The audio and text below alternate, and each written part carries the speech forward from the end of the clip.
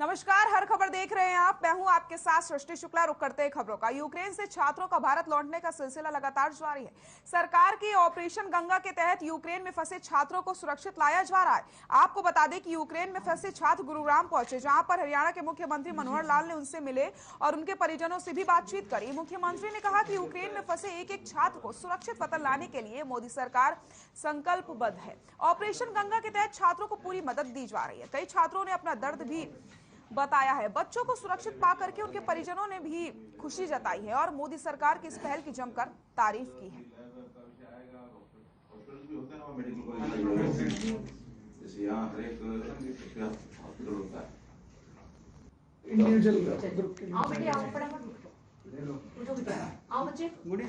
बहुत बड़ी समस्या अचानक आ गई थी। यूक्रेन का और रशिया का जो युद्ध चल रहा है उसमें हमारे यहाँ के पूरे देश भर के लगभग 18,000-19,000 छात्र थे। हरियाणा के भी उसमें 1800 छात्र हैं।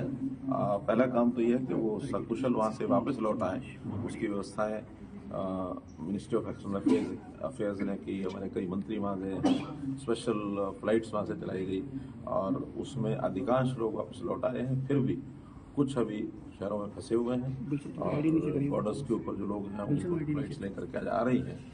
मैं समझता हूँ कि जो लोग अंदर रह गए हैं वो सुरक्षित कैसे निकलें, इसकी चिंता प्रधानमंत्री जी भी कर रहे हैं और हम लोग भी लगातार अपने जो हरियाणा के लोग हैं उनसे संपर्क बनाए हुए हैं। 1800 के आसपास हरियाणा के जो छात्र थे उसमें से 80 के आसपास अभी भी यूक्रेन में शहरों में जो हैं उनका संपर्क बना है और कैसे वो निकल सकते हैं उसकी चिंता हम सब कर रहे हैं। और जब सब वापस आ जाएंगे तो फिर आगे इनके भविष्य की चिंता भी जरूर भारत सरकार भी करेगी, एमसीआई करेगी और हम उसको फॉलो करेंगे।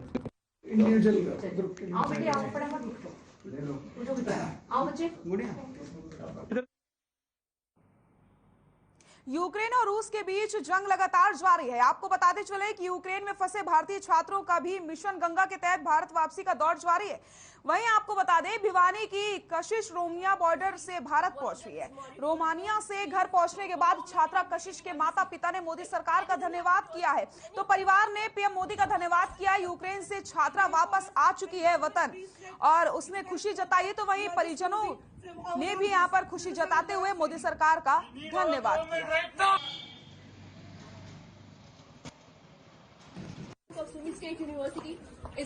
मैं यूक्रेन चर्निवत्सी शहर में BSMU यूनिवर्सिटी बुकोविना यूनिवर्सिटी में पढ़ती हूँ।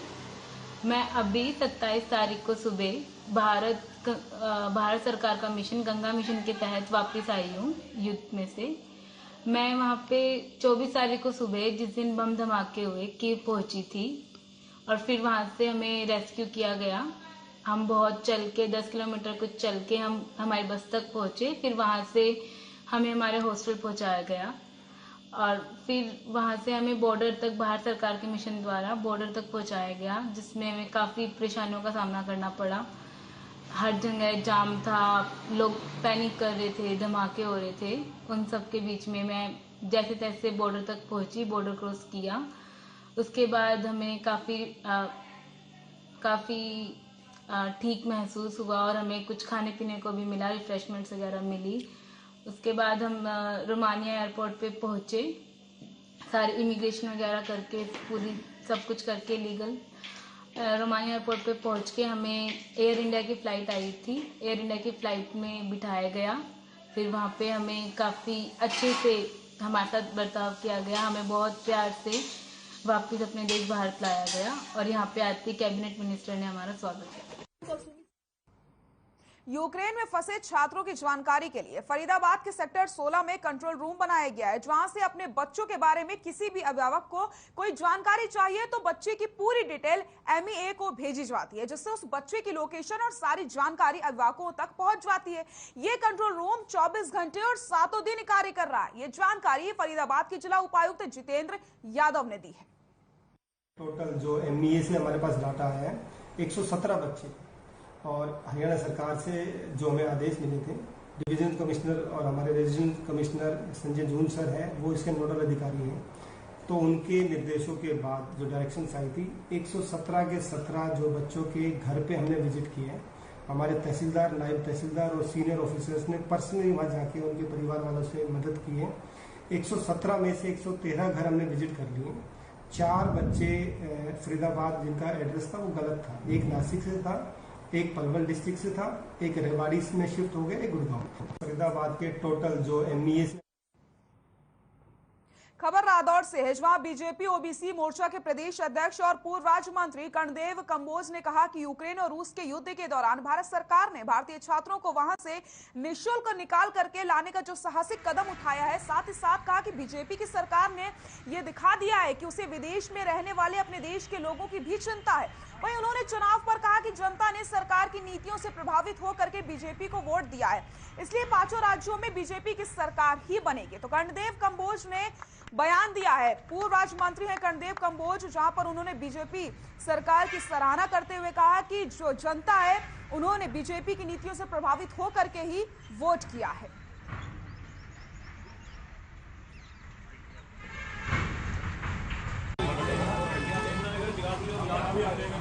पहली बार हुआ कि ऐसी सरकार, ऐसे प्रधानमंत्री जिन्होंने तुरंत इस प्रकार की कार्रवाई करके और अपने लोगों को सेफली वहां से किस प्रकार से निकाला जाए, इसकी पूरी जोर जार तरीके से जाना प्लानिंग की है। और यहां तक की प्लानिंग है कि उन्होंने जिस प्रकार से रसिया और यूक्रेन के साथ बातचीत करके और जिन्होंने वहां जो हमारे वहां स्टूडेंट हैं, दूसरे अन्य लोग हैं, जिन्होंने अपने व्हीकल के ऊपर तिरंगा झंडा लगाया है, तो वहां की सेनाएं उनको स्वयं अपने आप ले जाकर के सेफ जगह पर उनको जाकर के उनको शेल्टर दे रही है। तो ये एक बहुत बड़ा काम जो है आदरणीय प्रधानमंत्री जी ने करके दिखाया। केंद्रीय मंत्री कृष्णपाल गुर्जर और कैबिनेट मंत्री मूलचंद शर्मा आज बल्लभगढ़ पहुंचे, जहां उन्होंने गुरुग्राम नहर पर सेक्टर 3 व 8 के बीच बनाया गया 6 लेन पुल और करीब 1 किलोमीटर लंबी 6 लेन रोड का उद्घाटन किया है। इस दौरान कैबिनेट मंत्री मूलचंद शर्मा ने बल्लभगढ़ में करीब 10 करोड़ के विकास कार्यों का उद्घाटन भी किया। आयोजन में मौजूद परिवहन मंत्री पंडित मूलचंद शर्मा ने मीडिया से बातचीत में कहा कि हम विकास में कोई कमी नहीं छोड़ेंगे। साथ ही साथ उन्होंने बताया कि प्रदेश के मुख्यमंत्री मनोहर लाल और केंद्रीय राज्य मंत्री कृष्णपाल गुर्जर ने बल्लभगढ़ के विकास पर पूरा ध्यान दिया है। तो केंद्रीय मंत्री कृष्णपाल गुर्जर और कैबिनेट मंत्री मूलचंद शर्मा बल्लभगढ़ पहुंचते हैं, जहां उन्होंने गुरुग्राम नहर पर सेक्टर 3 व 8 के बीच बनाया गया 6 लेन पुल और करीब 1 किलोमीटर बनी 6 लेन रोड का उद्घाटन किया है। तस्वीरें भी आप देख सकते हैं, जहां पर इस दौरान कैबिनेट मंत्री मूलचंद शर्मा ने बल्लभगढ़ में करीब 10 करोड़ के विकास कार्यों का भी उद्घाटन किया है। और परिवहन मंत्री पंडित मूलचंद शर्मा ने मीडिया से बातचीत में ये कहा कि हम विकास में कोई कमी नहीं छोड़ेंगे, विकास लगातार किया जाएगा। साथ ही साथ प्रदेश के मुख्यमंत्री मनोहर लाल और केंद्रीय राज्य मंत्री कृष्णपाल गुर्जर ने बल्लभगढ़ के विकास पर पूरा ध्यान दिया। तो बल्लभगढ़ के विकास की अगर बात की जाए तो पूरा ध्यान सरकार दे रही है, ऐसा कहना है कैबिनेट मंत्री मूलचंद शर्मा का। और तस्वीरें भी आप देख सकते हैं, जहां पर 6 लेन सड़क का भी उद्घाटन किया गया और पुल का भी उद्घाटन हुआ है।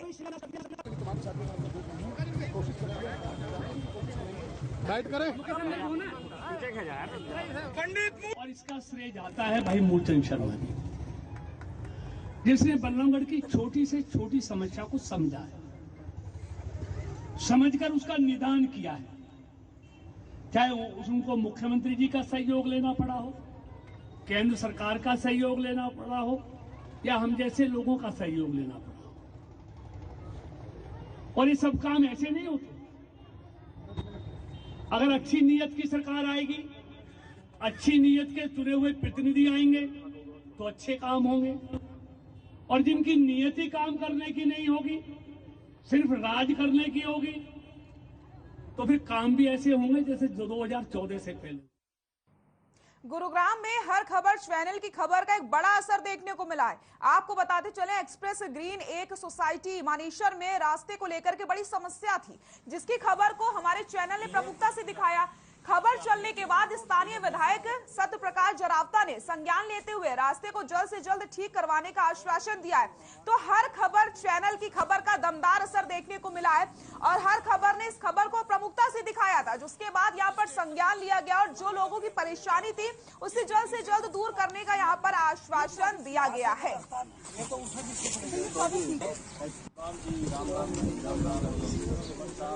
तो गुरुग्राम में हर खबर चैनल की खबर का बड़ा असर देखने को मिला है। आपको बताते चले, एक्सप्रेस ग्रीन एक सोसाइटी मानेसर में रास्ते को लेकर के बड़ी समस्याएं उत्पन्न हो रही थी, जिसके बाद हर खबर चैनल ने इस खबर को प्रमुखता से दिखाया और एमएलए सत्यप्रकाश जरावता ने आश्वासन दे दिया है कि जितनी भी लोगों की समस्याएं हैं उन्हें जल्द से जल्द दूर किया जाएगा। अब किसी प्रकार की कोई समस्या नहीं आएगी और हर खबर भी लगातार लोगों की जो समस्याएं हैं उन्हें प्रशासन तक पहुंचाता है ताकि आम लोगों को परेशानी ना हो।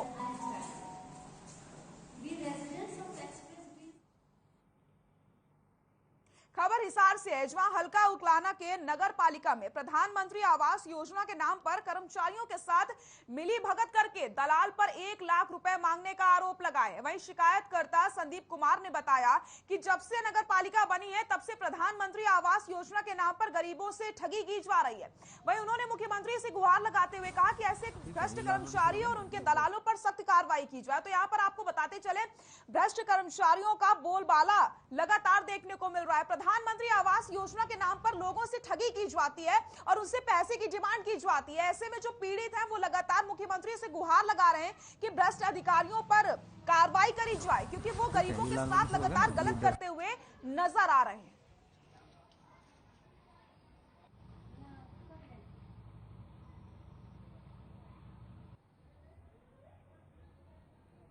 मैंने ना पहले फार्म भरा गया था प्रधानमंत्री आवास योजना वाला, तो उसके दौरान मतलब लगभग 3-4 वर्ष पहले मेरा फार्म भरा था और उसके बाद जो हमारा बीच में मकान गिर गया, जिससे कि हमने इधर उधर से कहीं से भी पैसे उठा करके हमने मकान खड़ा किया। मेरे पापा ने पैसे ब्याज से उठाए, मेरी माँ ने छोटे छोटे ग्रुप लोन से पैसे उठाए, जिससे कि हमने मकान खड़ा किया। और उसके बाद अब हमारी किस्त मतलब 2022 के अंदर 16 फरवरी को आ चुकी है 2022 में, तो जिससे कि मतलब नगर पालिका के कर्मचारी और एक दीपक सुरेवाड़ा है गांव का निवासी जो कि दलाल है, वो हमसे पैसे रिश्वत मांग रहा है 1 लाख रुपए, जिससे कि वो हमें बार बार टॉर्चर कर रहा है, परेशान कर रहा है। रिश्वत 20,000 तो मैंने दे दिए हैं, मतलब फोर्स करके ले गया 20,000 रुपये। 30,000 रुपये शाम को लेने के लिए आया था, जिससे कि डरा धमका के मतलब अच्छा बुरा बोला मेरी माँ ने, और हमने भी बोला मारने की धमकी दे के गया, जिससे कि मेरा परिवार और मैं सदमे में मतलब डरे हुए हैं बहुत ज़्यादा। वो 20,000 पहले लेके गया है, 30,000 अब मांग किस चीज़ के रहा हो, क्या करवाया उन्होंने? वो बोल रहा है कि मैंने पास लोन करवाया है और हमने ही, हमारे बंदे होते हैं जो ऊपर यानी कि लोन पास करते हैं। वक्त हो चला एक छोटे से ब्रेक का, कहीं मत जाइएगा, जल्द हाजिर होते हैं।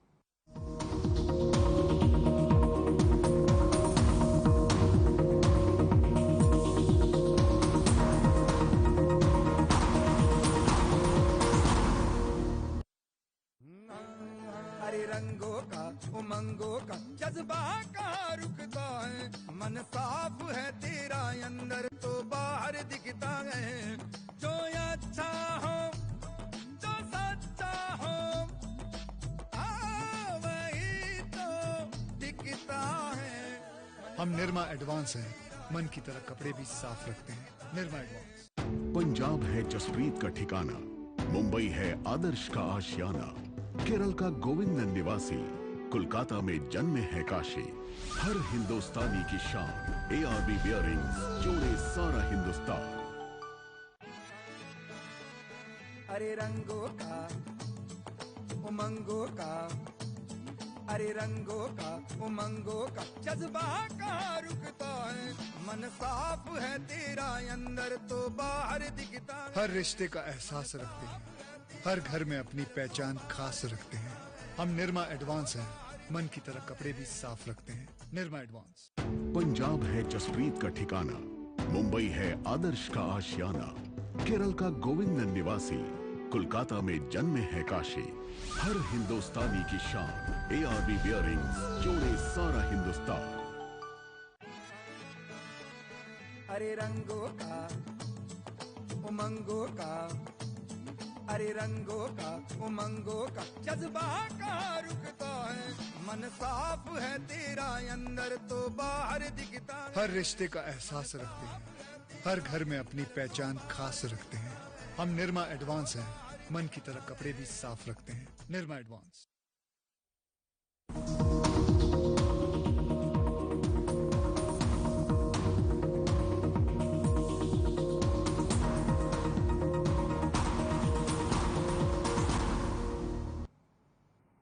ब्रेक के बाद एक बार फिर से आप सभी का स्वागत है। रुक कर लेते हैं खबरों का। डेरा प्रमुख गुरमीत राम रहीम के 21 दिन की फरलो पूरी होने के बाद से राम रहीम के अनुयायियों ने अलग ही जोश देखने को मिल रहा है। तस्वीरें आप देख सकते हैं जहां पर गुरुग्राम में जहां डेरा प्रमुख गुरमीत राम रहीम में ठहरे थे, वहां पर अब 10 लाख डेरा प्रमुख सफाई अभियान चला रहे हैं। आपको बताते चले डेरा प्रमुख ने अपनी फरलो गुरुग्राम नाम चर्चा पर घर में ही पूरी की थी। इस अभियान में हरियाणा, दिल्ली, यूपी, पंजाब और राजस्थान सहित देश के हर कोने कोने से सेवादार शामिल हुए हैं।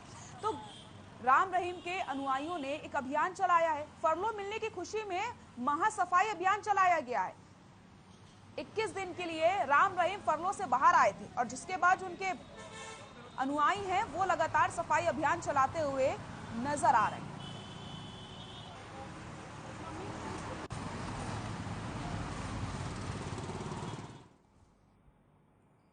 चरखी दादरी में पुलिस प्रशासन अलर्ट मोड पर है। आपको बताते चले कि एसपी दीपक गहलावत ने निर्देश पर पुलिस ने रात में नाकाबंदी करके वाहनों की चेकिंग करी है। चरखी दादरी थाना प्रभारी ने बताया कि पूरे हरियाणा में विशेष नाइट डोमिनेशन अभियान चलाया जा रहा है। इसी के तहत चरखी दादरी में भी यह अभियान चलाया गया है। तो आपको बताते चले अलर्ट मोड पर इस समय प्रशासन। पुलिस ने नाइट डोमिनेशन अभियान चलाया है और नाकेबंदी करके वाहनों की लगातार चेकिंग की जा रही है।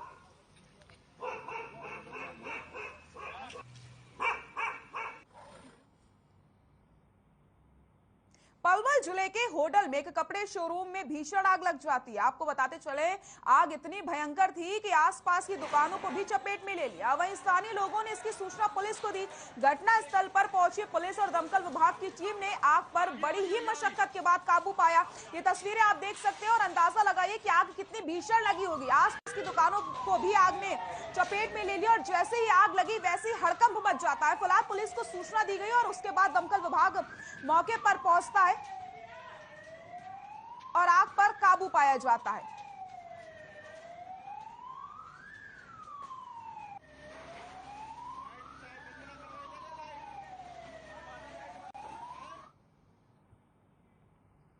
हरियाणा में हर रोज कोरोना के मामलों में कमी देखने को मिल रही है, जिसके चलते प्रदेश में एक दिन में कोरोना के 180 नए मामले सामने आए और 277 लोगों ने कोरोना को मात दे दी है। एक ही दिन में प्रदेश में कोरोना से किसी की भी मौत नहीं हुई है। कोरोना का रिकवरी रेट की अगर हम बात करते तो 98.80% पहुंच गया है। वहीं गुरुग्राम में कोरोना के 99 नए मामले सामने आए। फरीदाबाद का अगर रुख किया जाए तो 13 और हिसार में भी 13, पलवल में 9 और रोहतक में 4 नए मामले सामने आए। वहीं भिवानी में एक भी कोरोना का केस सामने नहीं आया। तो आप सभी के लिए यह राहत भरी खबर है कि कोरोना के आंकड़ों में लगातार कमी देखने को मिल रही है और एक दिन में कोरोना से एक भी मरीज की मौत नहीं हुई है। यह खुशी की बात है। तो आप सभी को अब घबराने की जरूरत नहीं है क्योंकि कोरोना के जो आंकड़े हैं वो लगातार कम होते चले जा रहे हैं और ऐसे में जो रिकवरी रेट है वो लगातार बढ़ता चला जा रहा है। तो कोरोना की रफ्तार पर ब्रेक लग चुका है। आंकड़ों में लगातार कमी आती चली जा रही है। जहां एक तरफ आप देखिए कुछ समय पहले आंकड़ों में लगातार बढ़त हो रही थी, ऐसे में जो आंकड़ों में बढ़त हो रही थी उसमें कहीं ना कहीं ब्रेक लग चुका है और ये राहत भरी खबर है। और खुशी वाली सबसे बड़ी बात ये है कि एक दिन में कोरोना से एक भी व्यक्ति की मौत नहीं हुई। अगर आप रिकवरी रेट का रुख करते हैं तो 98.80% रिकवरी रेट पहुंच चुका है, यानी कि रिकवरी रेट लगातार बढ़ रहा है। जो ठीक होने वाले मरीज हैं वो लगातार ठीक होते चले जा रहे हैं और कोरोना इस समय ज्यादा लोगों को अपनी चपेट में नहीं ले रहा है क्योंकि आंकड़े लगातार कम होते चले जा रहे हैं।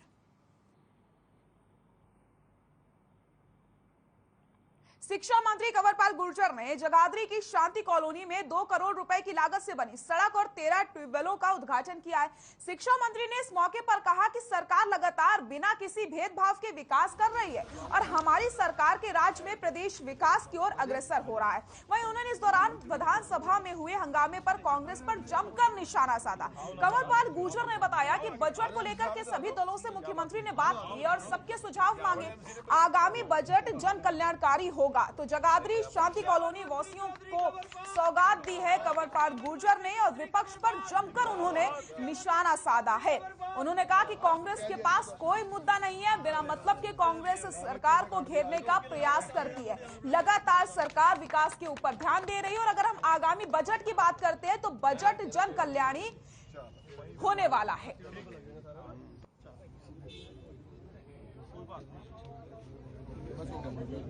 इस प्रकार से नियमों की अनदेखी विपक्ष ने की और जिस प्रकार से एक बिल प्रस्तुत किया, उस पर जो चर्चा थी, उसके दौरान उस बिल को फाड़ने का जो काम किया, वो उस टाइम तक विधानसभा का एक डॉक्यूमेंट बन चुका था।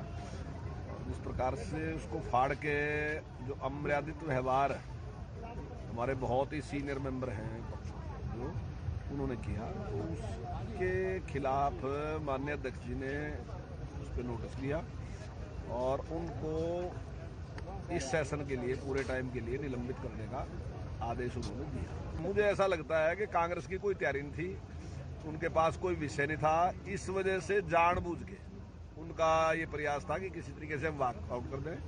वहीं जहां माननीय मुख्यमंत्री जी के मुंह से अगर एक शब्द निकला था तो माननीय मुख्यमंत्री जी ने उसको तुरंत वापस ले लिया। उसका एक ही था आधार कि हम चाहते थे कि डिस्कशन होनी चाहिए, हम चाहते थे वो हाउस में बैठे हो डिस्कशन हो, जबकि वो चाहते थे, जबकि होना उनका चाहिए था, लेकिन वो चाहते थे कि वो डिस्कशन करने के लिए तैयार नहीं था। धर्मांतरण में किसी भी मत और संप्रदाय के खिलाफ कोई शब्द नहीं था उसमें केवल यही था कि जो इनोसेंट लोग हैं, सीधे साधे लोग हैं, कोई ऐसा नहीं है कि कोई दबाव से उनको उनका धर्म परिवर्तन करा दे या लालच दे के करवा दे या उनको गुमराह करके करा दे, झूठ पका के करा दे। मान लीजिए किसी को कह दे तेरी शादी करा दूंगा, किसी को कह दे तेरी बीमारी ठीक कर दूंगा, इस तरीके से लालच दे के किसी का धर्मांतरण ना हो। हाँ, अगर कोई चाहता है अपनी पूजा पद्धति बदलना चाहता है तो बदल सकता है, और डीसी के पास दे और 1 महीने के बाद वो कर सकता है, उसमें कोई बहुत बड़ी संख्या में वहां से बच्चे आ चुके हैं। लेकिन सरकार बड़ी गंभीरता के साथ लगी और सुप्रीम कोर्ट ने भी सरकार की जो कारगुजारी है उसकी तारीफ की। देखिए, ये विषय जो है माननीय प्रधानमंत्री जी का है और प्रधानमंत्री जी बहुत ही कुशलता के साथ इसको सारे को टैकल कर रहे हैं और पूरी दुनिया ने भी इसकी तारीफ की है। और हमारे जिस प्रकार से हम अपने विद्यार्थियों को वहाँ से निकाल के आए, इसकी तारीफ माननीय सुप्रीम कोर्ट। ज्वाखल हिसार रेलखंड के जमालपुर शेखर रेलवे स्टेशन पर 4 ट्रेनों के ठहराव को मंजूरी दे दी गई है। सिरसा से लोकसभा सांसद सुनीता दुग्गल ने प्रयासों के चलते ये मंजूरी दिलाई गई। शनिवार को सांसद सुनीता दुग्गल और हरियाणा सार्वजनिक उपक्रम ब्यूरो के चेयरमैन सुभाष बराला ने कार्यक्रम में जमालपुर शेखर रेलवे स्टेशन से ट्रेन को झंडी दिखाकर के रवाना किया। सांसद सुनीता दुग्गल ने कहा कि क्षेत्र के लोगों की जो मांगे हैं उनको पूरा किया जा रहा है। सांसद के प्रयासों से ट्रेनों के ठहराव को मंजूरी दी गई है। स्थानीय नागरिकों ने सांसद का धन्यवाद किया है। तो सांसद सुनीता के प्रयास रंग ला रहे हैं। जो भी क्षेत्र की परेशानी है वो लगातार कम की जा रही है और 4 ट्रेनें को ठहरने की जो मंजूरी थी उसे दे दी गई है। लगातार सांसद सुनीता दुग्गल इस मांग को उठा रही थी। फिलहाल ये मांग अब पूरी हो चुकी है।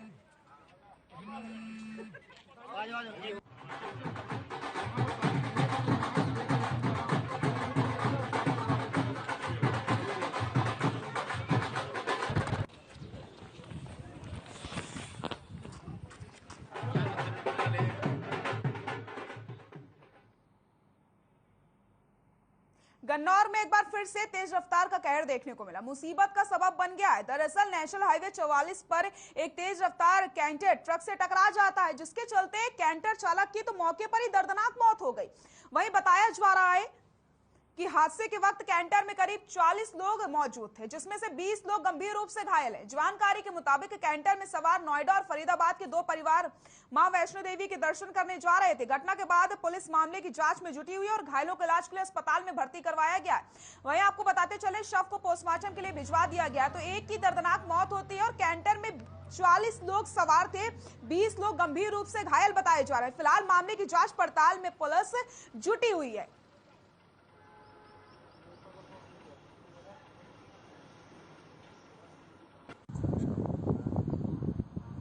सुबह 5 बजे पुलिस को सूचना मिली कि 2 गाड़ियों का एक्सीडेंट हो गया है। सूचना मिलने पर मैं व मेरी पुलिस पार्टी व मेरा SHO खुद मौका पर पहुंचे और उसमें घायलों को हॉस्पिटल पहुंचाया। और ये थोड़ा जो कंटेनर था बड़ा, ये रोड का बीच में खड़ा कर रखा था इसने। ये कहीं नींद आ गई ड्राइवर को और ये खड़ा करके वहाँ सो गया था उसके अंदर। और एक्सीडेंट जो हुआ है इसके पीछे से कोई रिफ्लेक्टर या कोई ऐसा निशान न होने के कारण से उसकी परिवार में एक आदमी की के नाम से मौत हो गई। ये लोग गाजियाबाद के रहने वाले हैं और ये वैष्णो देवी की यात्रा पर निकले हुए थे। एंड रास्ते में जो है किसी कैंटर के साथ इनकी टक्कर भिड़ंत हो गई जिसमें ये लोग घायल हुए थे। इसमें से काफ़ी के माथे पे चोट थी और काफ़ी को स्टिचिंग और ये करनी थी। जैसे हमारे पास आए हमने अपने पूरे इनको बेसिक ट्रीटमेंट देने की कोशिश की, बेसिक जांचें शुरू की। बुलेटिन में फिलहाल के लिए इतना ही। नमस्कार।